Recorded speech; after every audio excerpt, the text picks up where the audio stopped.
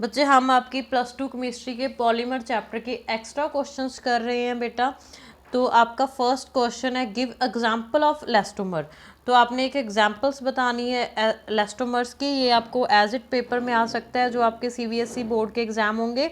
तो first of all buna S and buna N, तो ये हमारे इलास्टोमर्स हैं। तो what does the part 6 mean in the name nylon 6 तो इसका मतलब क्या मतलब है 6 का नाइलॉन नेम में, ठीक है, आपने ये बताना है।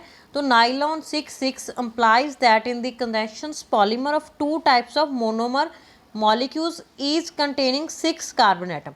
तो इसका बेसिकली बच्चे क्या मीनिंग है, आपका जो मोनोमर है जिससे पॉलीमर आपके फॉर्म हो रहे हैं उसका जो ईच है एटम है वो 6 कार्बन कंटेन कर रहा है। तो नाइलॉन 6 का जो नाइलॉन 6 टर्म है उसमें 6 आप यूज़ करते हो, तो उसका ये मीनिंग है कि जो हमारा कार्बन है वो 6 एटम कंटेन कर रहा है, ठीक है, उसमें 6 एटम एग्जिस्ट कर रहे हैं, ठीक है।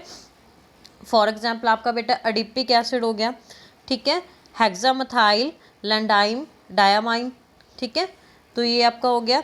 तो नेक्स्ट आपका third question, what is the meant by copolymerisations.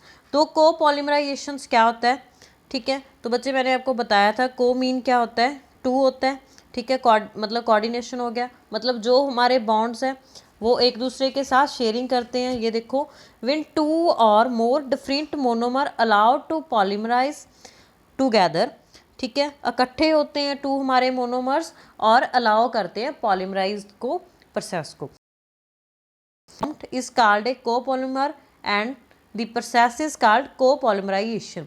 तो जब भी 2 हमारे पास मतलब इकट्ठा होते हैं मोनोमर्स तो उसको कोपॉलीमर बोलते हैं, और जो वो पूरी प्रोसेस जो होती है इसको कोपॉलीमराइजेशन बोलते हैं, ठीक है। बेसिकली आपके पास मोनोमर्स इकट्ठा हो रहे हैं, 2 से ज़्यादा हो रहे हैं, 2 भी हो सकते हैं, ठीक है। तो हमने पढ़ा था बच्चे ये, जैसे आपकी एथीन की एग्जांपल्स ले सकते हो आप। एथीन हमारे पास था, ethene when we add ethene in ethene, ठीक है, we have polythene, ठीक है। तो आपके पास ये मोनोमर्स फॉर्म हो जाते हैं, ठीक है, पॉलीमराइजेशन प्रोसेस हो जाती है और इस पूरी प्रोसेस को कोपॉलीमराइजेशन प्रोसेस बोलते हैं। तो next is which of the following is a natural polymer. तो ये हमें 2 पॉलीमर्स दिए गए, इनमें से कौन सा नेचुरल पॉलीमर है। तो नेचुरल पॉलीमर्स क्या होते हैं, जो हमें नेचुरली नेचर से obtain होते हैं, आपको पता ही है बच्चे, मैंने आपको करवाया था। तो protein is the natural polymer. तो based on molecular forces what types of polymer is neoprene.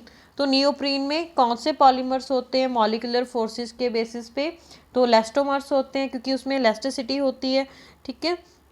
Next आपको कुछ स्ट्रक्चर्स ड्रॉ करनी भी आ सकती है, इसीलिए मैंने आपको बोला था बच्चे सारी स्ट्रक्चर जो चैप्टर के आपके बीच है वो सारी आप ड्रॉ करना सीख लो, ठीक है। फर्स्ट ऑफ ऑल टेफ्लॉन की देखो, टेफ्लॉन की स्ट्रक्चर ऐसे होती है, मैंने आपको शो किया था बच्चे। तो ये ऐसे होती है, आपके पास N होता है, ठीक है, NCF2 डबल बॉन्ड फॉर्म कर रहा है हमारा CF2 के साथ, और ये हमारा क्या है टेट्राफ्लोरोएथीन। तो टेट्राफ्लोरोएथीन को अब जब भी हम हीट करेंगे कैटालिस्ट में, हाई प्रेशर प्रोवाइड करोगे आप उसको, तो आपके पास टेफ्लॉन फॉर्म हो जाएगा, ठीक है। ऐसा बोल सकते हो व्हेन टेट्राफ्लोरोएथीन, ठीक है, when tetrafluoroethene is react with catalyst and अब we apply high pressure then we get Teflon. तो नेक्स्ट इज पॉलीथीन। तो पॉलीथीन में आपके पास अथीन थीन वाला रिएक्शन जो मैंने आपको अभी समझाया था बच्चे, तो आपके अथीन रिएक्ट करेंगे तो आपके पास पॉलीथीन फॉर्म हो जाएगा। और इसी तरह आपके पास दोनों रिएक्शन ऑलमोस्ट सेम है। टेट्राफ्लोरो में फ्लोरोथीन में आपके पास टेट्राफ्लोरोएथीन रिएक्ट कर रहे हैं कैटालिस्ट के साथ और हाई प्रेशर प्रोवाइड कर रहे हो, टेफ्लॉन फॉर्म हो रहा है। तो ये दोनों मतलब इनकी ऑलमोस्ट सेम स्ट्रक्चर है, क्योंकि पॉलीमराइजेशन में आपको पता ही है बच्चे पॉलीमर्स एक दूसरे के साथ रिएक्ट करते हैं और आपके पास पॉलीमराइजेशन प्रोसेस फॉर्म हो जाती है, ठीक है। Next differences between molecular structures and behaviour of thermoplastic and thermosetting polymer, give one example of each type. तो आपने thermoplastic and polymers and thermosetting polymers के बीच क्या क्या इसमें डिफरेंसेस है वो बताने हैं। तो फर्स्ट ऑफ ऑल देखो, तो जो थर्मोप्लास्टिक होते हैं these polymer have intermolecular forces of attraction between those of elastomers elastomer and fibres. तो इनमें फोर्स ऑफ अट्रैक्शंस होती है, ठीक है, एक दूसरे को जो अट्रैक्ट करके रखती है, ठीक है, तो वो इनमें थर्मोप्लास्टिक में होती है, ठीक है, प्रेजेंट होती है।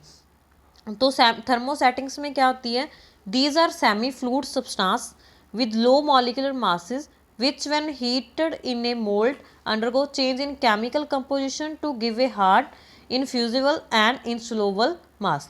तो इनमें क्या होता है, ये बच्चे सेमी फ्लूइड होते हैं, ठीक है, इनमें लो इंटरमोलिकुलर अट्रैक्शंस होती है, ठीक है, जब भी आप इसको हीट प्रोवाइड करते हो तो ये मोल्ड हो जाते हैं, ठीक है, चेंज आ जाते हैं, इनकी केमिकल कंपोजिशन चेंज हो सकती है, ठीक है, और हार्ड भी हो सकते हैं, ठीक है।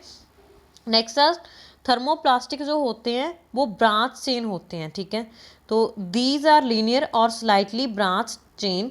तो लीनियर बच्चे हमें पता है क्या होता है, जहाँ पे आपके मोनोमर स्ट्रेट लाइन में अटैच हो, ठीक है, और थोड़े से स्लाइटली ब्रांच में आपके पास ऐसे ऐसे फॉर्म हो सकते हैं, जिगजैग स्ट्रक्चर फॉर्म हो सकती है बेटा, ठीक है, at room temperature and become soft and viscous on heating again rigid on cooling. तो बच्चे जब भी मतलब आप इसको टेम्परेचर प्रोवाइड करते हो तो क्या हो जाते हैं, ये सॉफ्ट हो जाते हैं, ठीक है, तो जब भी आप उसको फिर से कूलिंग करते हो फिर से वो रिजिड हो जाते हैं, ठीक है, ये क्या होते हैं।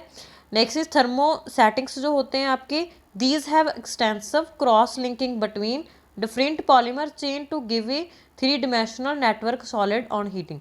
तो बच्चे ये क्या करते हैं, 3D नेटवर्क आपको प्रोवाइड करते हैं। जैसे आपके पास ये देखो हमारे पास चेन है, हम ये देखो मोनोमर की चेन है, ऐसे भी चेन हो सकती है, बहुत सारी ब्रांचेस हो सकती हैं उसके, ये देखो, ठीक है, ये देखो ऐसे भी हो सकता है, ऐसे भी उसके बहुत सारी ब्रांचेस, ये यहाँ पे ऐसे शो किया गया है, तो ऐसे भी बहुत सारी उसकी ब्रांचेस फॉर्म हो सकती हैं। Next is these can be melted again and again without any change. तो ये बहुत बारी मेल्ट हो सकते हैं, समटाइम मेल्ट हो सकते हैं बेटा, ठीक है, तो इसमें क्या होता है, कोई भी चेंज नहीं आता जब भी ये मेल्ट होते रहते हैं, ठीक है।